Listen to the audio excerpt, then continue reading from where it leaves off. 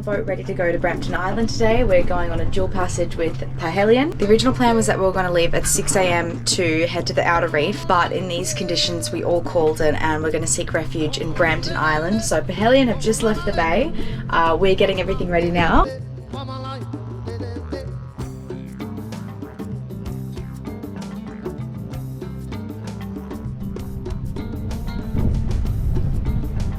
So we've got expected winds of about 10 knots, but they're gusting up to 27. So it's going to be a bit of an uncomfortable sail, just with the irregularity of the wind.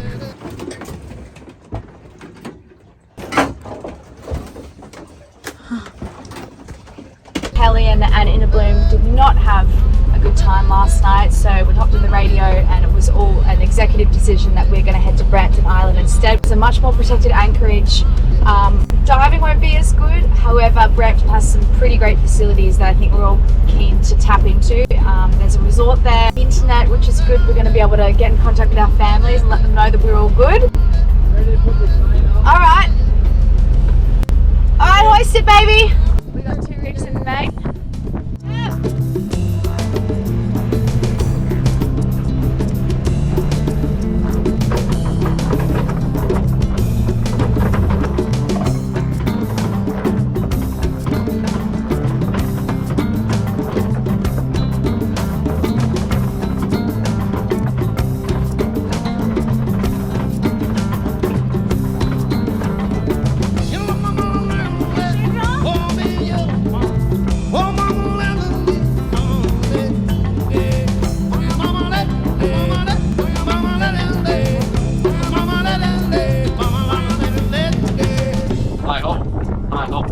Off to Brampton Island we go.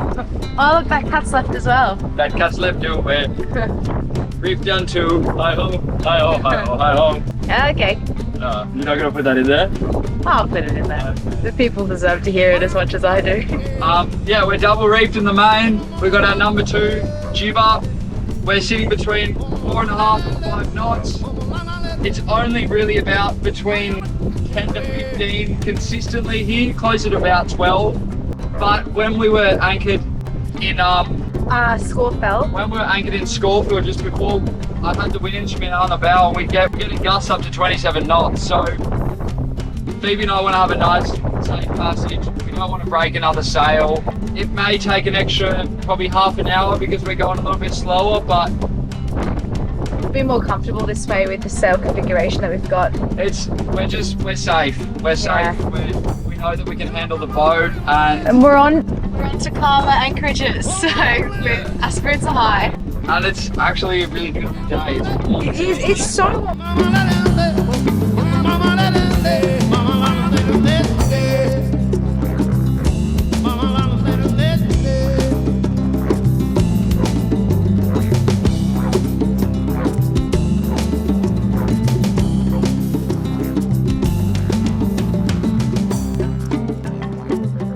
Copy, I just let out a reef, so I'm going to pull it back in now. Yeah, well, look, we seem to be right in the middle of it now, so there's a little bit of rain in it, so... Okay. Hectic. Right, are you able to sail in it, or are you guys motoring? We're getting not even a knot of wind right now, and you can see this slowly creeping in. Here we go, here comes the rain. This will be our first squall at sea. Hey Josh. Luckily we've got the storm jib up already. Didn't have to do a sail change. I can just see a powerboat over there, full throttle, trying to get out of the storm. What is that? Yeah, Seacock's still open.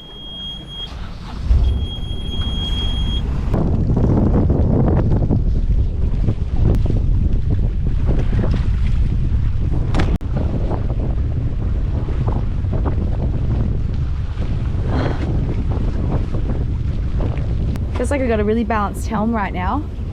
Seem to be maintaining our course. The wind dropped out the salvo, that's why I just shook the number 2 reef out that we had, our second reef, and put our full head sail up. But at that same time I radioed our friends who were in front of us to ask what winds they were getting, and they said they were getting 20 knots of winds from all directions. 20 knots from every direction. So I reefed down again and just started the motor because we were becalmed and not not going anywhere. I think, like, obviously we're going through a little squall at the moment, which is just like a localized storm. And with those localized storms, they bring their own weather. So the wind's shifted, it's coming from the west now. Yeah, that's right. We got the right amount of sail up. We're safe and sound. We had time to prepare. Got the motor on. So yeah, it's the best way to be for what Phoebe said, our first squall. So it's yeah. as exciting as something scary can be. I knew that we were going to be getting some sort of rain because I couldn't see their boat anymore up ahead. So we're only about 5 miles from our destination now, which is good. So that's an hour at 5 knots. So if we do want to motor through that, we can motor through it. But just as long as we're keeping moving with this wind and not just sitting there at the mercy of it, I think that's a good option for us at this point in time.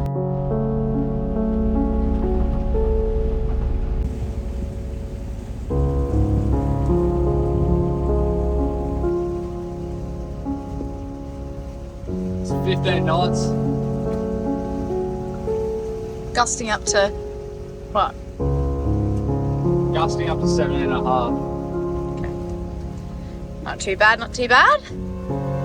That's apparent wind too. Yeah.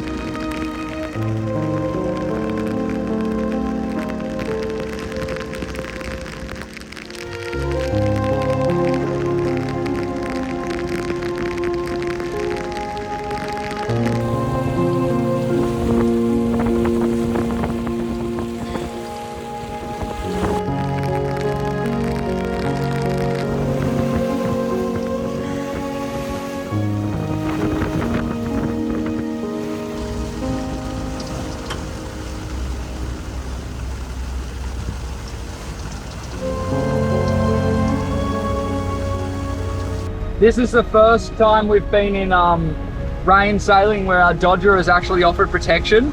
Yeah. Usually we're on a run when we've got this sort of weather. So it's really nice that it's over our bow because we can hide behind the Dodger and actually stay dry. It's quite wet in the cockpit right now. Parhelion. This is in a bloom on 7.2. Do you copy? Yeah, copy, mate. How you guys traveling up there? Are you through that squall yet? Nah, mate, we're still getting hammered by it. Righto, I imagine you'd be pretty nice and dry in your coach house there. Yeah, we've just started the motor and we're just keeping a bit of power on the boat. But yeah, we're not too far now, so we'll be there shortly. Oh. It's just popped up. Like, Oh. no, it's cloudy and about to rain here. Oh. Wow. There's two. Oh. Oh. Oh.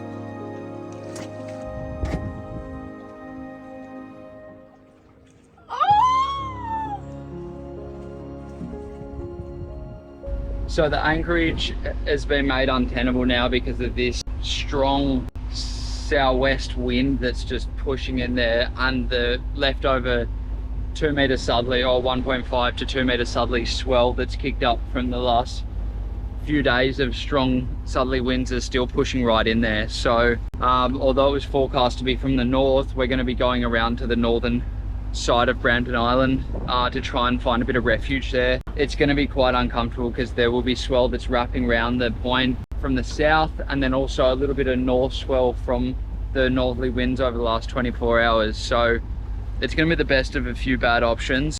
At least we're going to be out of the main flow of this southerly wind, and the boat is already ready from our passage and it's already roll prepared. So it's another rolly evening. We'll just do what we did last night, which was passion flower and CBD oil. Worked a treat. I slept like a dream. That's the anchorage that we were planning on going into. The wind definitely seems to be easing.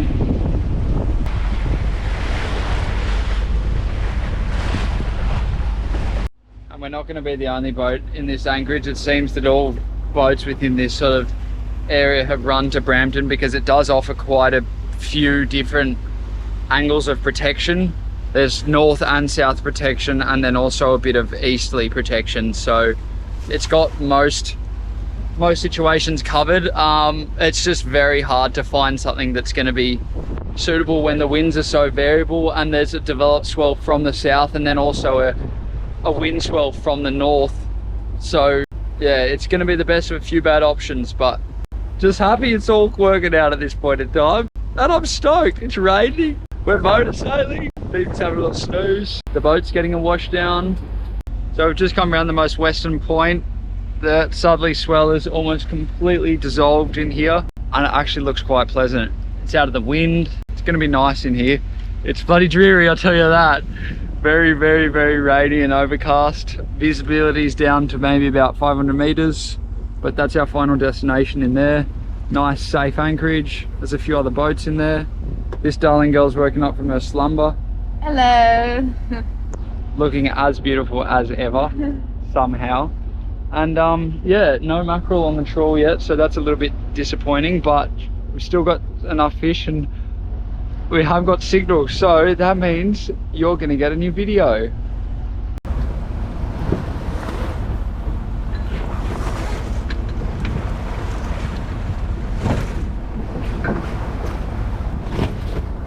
So that head sail's down. Both the sails are down and we're closing in on our anchorage.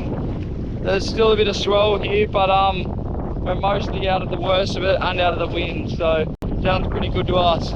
Keen to get dry and get some warm drink and food into us. Baby's gonna make a bad game out! Not even nosing into the wind! You're good at that!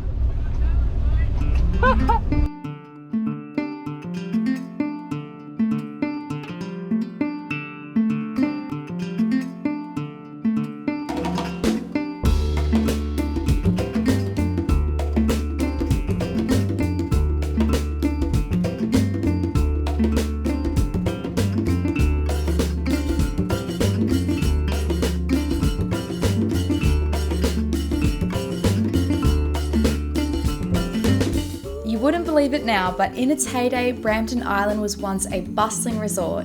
It offered a unique escape for those seeking a more intimate retreat away from the popular day tripper destinations in the Whitsunday Island group. Established in 1933, Brampton Island Resort quickly became a favourite amongst travellers in the 80s and 90s. Boasting a charm unmatched by its larger counterparts, it carved its niche as the go-to destination for those wanting a quieter, more exclusive holiday experience. But the island's tranquility was often tested by the infinite and uncontrollable forces of nature. Over the years, Brampton endured the fury of numerous cyclones, leaving the resort in a state not unlike our galley after a passage. In 2010, a new chapter began when United Petroleum, yep, you heard that right, acquired the resort, raising hopes for a revival, or whatever else a petrol company would want to do with a sacred little island like this. However, despite grand promises, time seemed to stand still. Brampton Island, once alive with the laughter of vacationers, now stands in a state of abandonment. Yet, amid the ruins, there is an unexpected oasis. A pond by the airstrip has become a haven for the ducks, who revel in the serenity of their secluded home. It's a reminder that even in the face of neglect, life finds a way to thrive. Through remnants of a bygone era, it's evident that the island's once vibrant life has given way to a quiet solitude. Nature, however, has found its way back, as always. Thousands of coconuts, once a symbol of the island's vivacity, now lie forgotten and untouched. And sprouting! Everywhere! Birds, fish, butterflies, reptiles and plants are slowly reclaiming this little paradise. Who knows what the future holds for Brampton? Its tale is a familiar one, shared by many abandoned resorts purchased by big corporations with big promises of repair. It seems that we humans struggle to find the delicate balance between progress and preservation. But one thing's for sure, If you measure wealth by vitality and living things rather than financial prosperity, then you'll come to find that Brampton Island is now richer than it ever has been.